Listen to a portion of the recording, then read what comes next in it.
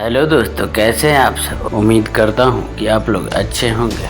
दोस्तों, आज हम बात करेंगे भारत के एक ऐसे शासक के बारे में। बहुत बहादुर, बुद्धिमानी, शौर्य और दयालु शासक थे। बहुमुखी प्रतिभा के धनी व्यक्ति थे। भारत देश के निर्माण के लिए बहुत से कार्य किए। वे एक महान देशभक्त भी थे जो भारत माता के लिए अपना जीवन तक न्यौछावर करने को तैयार थे। तो हम बात कर रहे हैं मराठा साम्राज्य के शासक छत्रपति शिवाजी के बारे में। छत्रपति महाराज जी ने अपने जीवन में किस किस से युद्ध किया, कैसे उन्होंने मराठा साम्राज्य की स्थापना की, हम आपको इस वीडियो में पूरी जानकारी देंगे। तो वीडियो को अंत तक जरूर देखिएगा। शिवाजी का जन्म पुणे जिले के जुनार गांव के शिवनेरी किले में हुआ था। शिवाजी का नाम उनकी माता ने भगवान शिवाई के ऊपर रखा था, जिन्हें वे बहुत मानती थी। शिवाजी के पिता बीजापुर के जनरल थे, जो उस समय डेक्कन के सुल्तान के हाथों में था। शिवाजी अपनी मां के बेहद करीब थे। उनकी माता बहुत धार्मिक प्रवृत्ति की थी। यही प्रभाव शिवाजी पर भी पड़ा था। उन्होंने रामायण एवं महाभारत को बहुत ध्यान से पढ़ा था और उससे बहुत सारी बातें सीखी एवं अपने जीवन में उतारी थी। शिवाजी को हिंदुत्व का बहुत ज्ञान था। उन्होंने पूरे जीवन में हिंदू धर्म को दिल से माना और हिंदुओं के लिए बहुत से कार्य किए। शिवाजी के पिता ने दूसरी शादी कर ली और कर्नाटक चले गए। बेटे शिवा और पत्नी जीजाबाई को किले की देखरेख करने वाले दादोजी कोंडदेव के पास छोड़ गए थे। शिवाजी को हिंदू धर्म की शिक्षा कोंडदेव से भी मिली थी। साथ ही उनके कोंडजी ने उन्हें सेना के बारे में, घुड़सवारी और राजनीति के बारे में बहुत सी बातें सिखाई। शिवाजी बचपन से बहुत बुद्धिमान और तेज दिमाग के थे। शिवाजी बहुत अधिक शिक्षा तो ग्रहण नहीं किए, लेकिन जितना भी उन्हें बताया सिखाया जाता था वे बहुत मन लगाकर सीखते थे। 12 साल की उम्र में शिवाजी बेंगलोर आ गए, जहाँ उन्होंने अपने भाई संभाजी और माँ के साथ शिक्षा ग्रहण की। यही उन्होंने 12 साल की उम्र में साईबाई से विवाह किया। शिवाजी का जब जन्म हुआ था उस समय तक मुगलों का साम्राज्य भारत में फैल चुका था। बाबर ने भारत में आकर मुगल एम्पायर खड़ा कर दिया था। शिवाजी ने मुगलों के खिलाफ जंग छेड़ दी और कुछ ही समय में समस्त महाराष्ट्र में मराठा साम्राज्य पुनः खड़ा कर दिया। शिवाजी ने मराठियों के लिए बहुत से कार्य किए। यही वजह है कि उन्हें समस्त महाराष्ट्र में भगवान की तरह पूजा जाता है। 15 साल की उम्र में शिवाजी ने पहला युद्ध लड़ा। उन्होंने तोरना किले में हमला कर उसे जीत लिया। इसके बाद उन्होंने कोंडाना और राजगढ़ किले में भी जीत का झंडा फहराया। दोस्तों, कोंडाना किले का वीडियो अगर आप नहीं देखे हैं, कोंडाना किले का वीडियो हम आई बटन में आपको दे देंगे, आप देख लीजिए। आज से लगभग 388 साल पहले एक ऐसे वीर योद्धा का जन्म हुआ था जिन्हें युगों युगों तक याद किया जाएगा। इस समय संपूर्ण भारतवर्ष में हिंदू शासक और धर्म के लोग संकट में थे। एक ऐसे शासक की जरूरत थी जो सभी हिंदुओं को एकत्रित कर हिंदू साम्राज्य की स्थापना कर सके। ऐसे समय में अपनी वीरता, वैभव और शौर्य के दम पर जिनके सामने मुगलों ने घुटने टेक दी, ऐसे महान हिंदू हृदय सम्राट छत्रपति शिवाजी महाराज का जन्म हुआ था। कुछ इतिहासकार और लोग इन्हें मराठा सम्राट के नाम से जानते हैं, जबकि कुछ लोग इन्हें हिंदू हृदय सम्राट के नाम से जानते हैं। 19 फरवरी 1630 में शिवाजी का जन्म शिवनेरी दुर्ग में हुआ था। बचपन से इनके अंदर एक ऐसा तेज देखने को मिलता था जिससे यह अंदाजा लगाया जा सकता था कि आगे चलकर यह बालक कुछ न कुछ जरूर करेगा। इनकी माता जीजाबाई और पिता शाहजी भोसले को पूर्ण विश्वास था कि शिवाजी भारतवर्ष की संप्रभुता को कायम रख करेंगे। कुछ लोग इतिहास में छेड़छाड़ कर छत्रपति शिवाजी महाराज को मुस्लिम धर्म का विरोधी बताते हैं, लेकिन ऐसा बिल्कुल भी नहीं, क्योंकि शिवाजी महाराज की सेना में उच्च पदों पर मुस्लिम लोग थे जिन्हें बड़े बड़े और महत्वपूर्ण पदों पर बिठाया गया था। अगर यह मुस्लिम विरोधी होते तो कभी भी अपने मंत्रिमंडल में मुस्लिम सेनापति को जगह नहीं देते। शिवाजी के बचपन में शिबू के नाम से पुकारा जाता था। जैसे जैसे छत्रपति शिवाजी महाराज की आयु बढ़ती गई, उनकी माता जीजाबाई ने समर्थ गुरु रामदास जी के पास उन्हें उच्च शिक्षा के लिए भेजा। समय के साथ साथ इनकी शिक्षा पूरी हो गई। इन्हें लेने के लिए माता जीजाबाई गुरु जी के आश्रम पहुंची। तब गुरु रामदास ने इन्हें बुलाया और कहा कि शिबू, आज मेरी तबीयत खराब है, मुझे ऐसे हालत में छोड़कर आप कैसे जा सकते हो। तब शिबू ने गुरु जी से कहा कि हे गुरुदेव, आप आज्ञा दीजिए, मुझे करना क्या है और आपकी हालत को क्या हुआ। तब रामदास जी ने कहा कि मेरे पेट में असहनीय दर्द हो रहा है, जिसकी दवा लेकर आनी है। सभी शिष्यों को यहाँ पर बुलाओ। छत्रपति शिवाजी महाराज ने सभी शिष्यों को गुरु जी के पास एकत्रित किया। तब गुरु जी ने अपने शिष्य को बताया कि मेरे पेट में असहनीय दर्द हो रहा है, जिसकी दवा लेकर आनी है, और यह दवा बहुत ही दुर्लभ है, जिसे हर कोई नहीं कर सकता है। तभी सभी शिष्य एक साथ बोले, गुरुजी आप बताइए, हम लेकर आएंगे दवा। तब गुरुजी ने कहा कि इस दर्द की दवा है शेरनी का दूध। इतना सुनते ही सभी शिष्यों ने अपनी अपनी गर्दन नीचे झुका ली। तभी शिवाजी बोले, गुरुजी मैं लेकर आऊंगा। इतना कहकर अपने हाथ में एक पात्र लिए शिवाजी जंगल की ओर निकल पड़े, लेकिन उन्हें कहीं पर भी शेरनी दिखाई नहीं दी। धीरे धीरे वह घने जंगल की ओर बढ़ते रहे वहाँ पर उन्हें एक झुंड में शेर और शेरनी दिखाई। उस झुंड में शेरनी अपने बच्चे को दूध पिला रही थी। जैसे ही शिवाजी की नजर उस शेरनी के ऊपर पड़ी, उनके चेहरे पर चमक आ गई। वह उस झुंड की ओर बढ़ गए। शिवाजी को समीप आते देख शेर ने उन पर हमला कर दिया, लेकिन शिवाजी ने अपने हाथों से उस शेर का जबड़ा चीर दिया।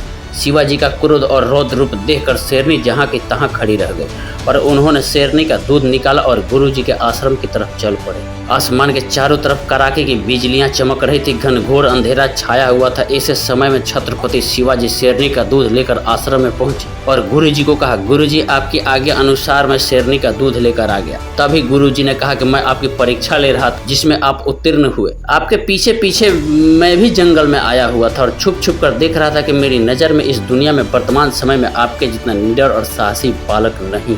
इस छोटी सी कहानी के द्वारा अंदाजा लगाया जा सकता है कि शिवाजी महाराज कितने निडर और साहसी थे। शिवाजी ने राजनीति और युद्ध की शिक्षा प्राप्त की थी। शिवाजी महाराज के बड़े पुत्र का नाम संभाजी था। शिवाजी के पिता शाहजी भोसले की दूसरी पत्नी का नाम तुक्काबाई मोहिते था। इनके भी एक पुत्र हुआ जिसका नाम एकोजी राजे था। जीजाबाई का जन्म यादव परिवार में हुआ था, जो एक साधारण महिला थी। उनके पिता बहुत बड़े शक्तिशाली सामंत थे। 14 मई 1640 में मात्र 10 वर्ष की आयु में इनका विवाह सईबाई निम्बालकर के साथ हुआ था। यह कार्यक्रम लाल महल पुणे में संपन्न हुआ था। सन 1674 ईस्वी में छत्रपति शिवाजी महाराज ने मराठा साम्राज्य का स्थापना की नींव रखी। इतना ही नहीं, उन्होंने फारसी भाषा का विरोध किया और मराठी भाषा और संस्कृत भाषा को अपनी राजभाषा का दर्जा दिया। 1674 ईस्वी में छत्रपति शिवाजी महाराज राज्याभिषेक करने के लिए दूतों को काशी विश्वनाथ भेजा, ताकि वहां से ब्राह्मण आकर विधिवत रूप से इनका राज्याभिषेक कर सके। इस समय काशी में मुगलों का शासन था। तब काशी के ब्राह्मणों को यह बात पता लगी कि छत्रपति शिवाजी महाराज का राज्याभिषेक करना है, तो बहुत प्रसन्न हुए। साथ ही वहां जाने के लिए आतुर हो गए। यह बात मुगल सैनिक को पता लग गई कि यहाँ से कुछ ब्राह्मण शिवाजी का राज्याभिषेक करने के लिए रायगढ़ जाना चाहते हैं, तो उन्होंने उन ब्राह्मणों को कैद कर लिया। ब्राह्मणों ने दिमाग लगाते हुए मुगल सैनिकों से कहा कि हम शिवाजी का राज्याभिषेक नहीं कर सकते, क्योंकि ना तो हम उनके राज्य का नाम जानते हैं और ना ही उनके गोत्र के बारे में जानते हैं। इनके बिना उनका राज्याभिषेक नहीं हो सकता है। लेकिन हम तीर्थ यात्रा पर जाना चाहते, इसलिए काशी छोड़कर जा रहे। यह बात सुनकर मुगल सैनिकों का अच्छा लगा और उन्होंने उन ब्राह्मणों को छोड़ दिया। लेकिन शिवाजी द्वारा भेजे गए दूतों को उन्होंने बंदी बना लिया। मुगल बादशाह औरंगजेब के पास दिल्ली भेज दिया। हालांकि दिल्ली जाने के बाद भी यह वहां से सुरक्षित निकलकर पुनः छत्रपति शिवाजी के पास पहुंचे। कुछ ही समय में काशी से निकले ब्राह्मण रायगढ़ पहुंच गए और छत्रपति शिवाजी महाराज का राज्याभिषेक विधिवत रूप से किया।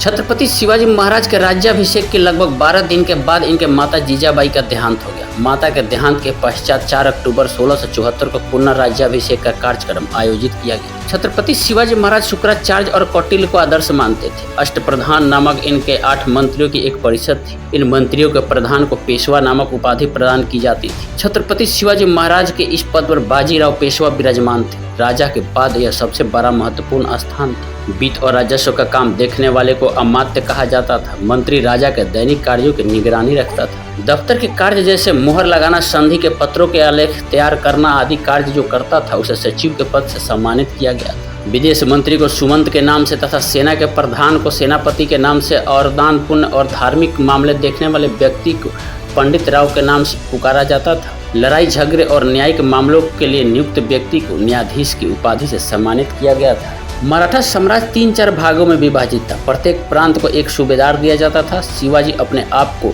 सरदेशमुख मानते थे, जो कि मराठों के राजा होते, इसलिए यह सरदेशमुख टैक्स वसूलते थे। इनके समय में चौथ कर काफी प्रचलन हुआ। चौथ कर दूसरे राज्यों की सीमाओं पर लगने वाले टैक्स था, जो कि उस राज्य को सुरक्षा प्रदान करता था।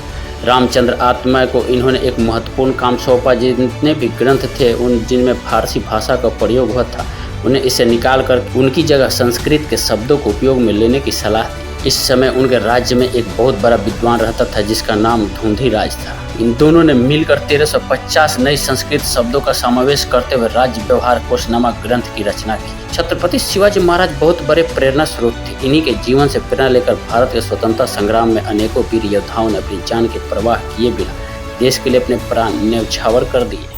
10 नवंबर 1659 को छत्रपति शिवाजी महाराज ने अफजल खान को मौत के घाट उतार दिया था, क्योंकि छत्रपति शिवाजी महाराज और अफजल खान के बीच एक घनघोर युद्ध हुआ था। छत्रपति शिवाजी महाराज का साम्राज्य और आतंक लगातार बढ़ता जा रहा था। यह घटना बीजापुर की है। उस समय बीजापुर में आदिल शाह का शासन था। आदिल शाह में छत्रपति शिवाजी को हराने की क्षमता नहीं थी, साथ ही इतना भी काबिलियत नहीं थी कि वो छत्रपति शिवाजी महाराज को बंदी बना सके। इसलिए आदिल शाह ने एक ऐसा प्लान बनाया और छत्रपति शिवाजी महाराज के पिताजी शाहजी भोसले को बंदी बना लिया। जब यह खबर छत्रपति शिवाजी के पास पहुंची तो वह आग बबूला हो गए और उन्होंने तत्काल अपने पिताजी को आदिल शाह की सलाखों से मुक्त करने का फैसला किया। छापेमारी और गुरिल्ला युद्ध प्रणाली का सहारा लेते हुए छत्रपति शिवाजी महाराज ने शाहजी भोसले को आदिल शाह की गिरफ्त से मुक्त करवा दिया। आदिल शाह का एक सेनापति था जिसका नाम था अफजल खान। अफजल खान बहुत ही निर्दयी और निकम्मे प्रवृत्ति का था। अफजल खान की रग रग में मक्कारी और गद्दारी थी। इसी का फायदा उठाने के लिए आदिल शाह ने अफजल खान को आदेश दिया कि कैसे भी करके छत्रपति शिवाजी महाराज को बंदी बना लिया जाए या उनको मौत के घाट उतार दिया जाए। अपने बादशाह के आदेश का पालन करते हुए अफजल खान छत्रपति शिवाजी महाराज के यहाँ पहुंचा और भाईचारे की बात करते हुए उन्हें गले से लगाया। गले से लगाने के बाद उसने छुरी से छत्रपति शिवाजी की हत्या करने की सोची। शिवाजी महाराज बहुत ही सतर्क थे। उन्होंने बगनखे का प्रयोग करते हुए अफजल खान को तुरंत मौत के घाट उतार दिया। छत्रपति शिवाजी की शक्ति, साहस और साम्राज्य से मुगल शासक औरंगजेब बहुत ही बेचैन था। उसे यह चिंता सता रही थी कि जिस तरह शिवाजी की शक्ति और साहस बढ़ता जा रहा है, उसे देखते हुए औरंगजेब ने अपने सेनापति को भेजा और शिवाजी को मौत के घाट उतारना चाहा, लेकिन उसे सफलता नहीं मिली और औरंगजेब का सूबेदार मारा गया। इसके साथ ही औरंगजेब ने इस युद्ध में अपना पुत्र भी खो दिया। पुत्र की मृत्यु के पश्चात औरंगजेब कहाँ चुप बैठने वाला था। उसने अपने सबसे करीबी और सेनाध्यक्ष मान सिंह को 1 लाख से भी अधिक सैनिकों के साथ छत्रपति शिवाजी महाराज के साथ ही युद्ध करने के लिए भेजा। मान सिंह बहुत ही चतुर था। उसने सोचा कि यदि शिवाजी महाराज को हराना है तो सबसे पहले पुरंदर के किले को जीतना होगा ताकि वहां से सैन्य शक्ति बढ़ाई जा सके। 24 अप्रैल 1665 में मान सिंह ने ब्रजगढ़ के किले पर आक्रमण कर उसे जीत लिया। पुरंदर के किले की रक्षा करते हुए छत्रपति शिवाजी महाराज का सेनापति मुरारजी बाजी मारा गया। 22 जून 1965 का दिन था जब छत्रपति शिवाजी महाराज को लग गया कि उनका वीर सेनापति मुरारजी मारा गया है और अब इस किले को बचा पाना उनके बस में नहीं है, तो उन्होंने मान सिंह के साथ पुरंदर की संधि कर ली। छत्रपति शिवाजी महाराज के अधीन लगभग 250 किले थे। औरंगजेब चाहता था कि छत्रपति शिवाजी महाराज खुद उनसे मिलने के लिए आगरा है। जब औरंगजेब ने उन्हें सुरक्षा का पूर्ण आश्वासन दिया तो छत्रपति शिवाजी महाराज 1666 में औरंगजेब से मिलने के लिए आगरा पहुंचे। शिवाजी के साथ में उनका पुत्र संभाजी तथा लगभग 4000 मराठा सैनिक।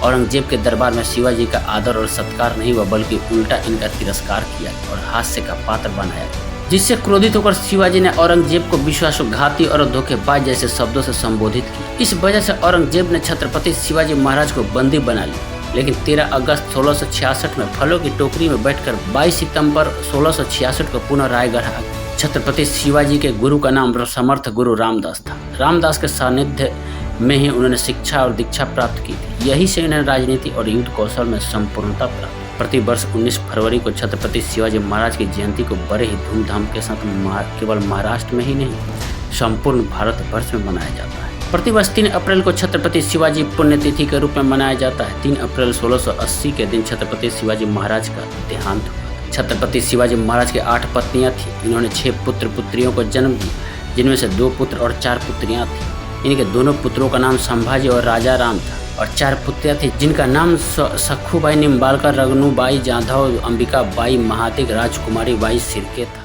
अगर आप हमारे चैनल को सब्सक्राइब नहीं किए हैं तो सब्सक्राइब करें और बेल आइकन प्रेस कर दें ताकि हर वीडियो की नोटिफिकेशन आपको मिलती रहे।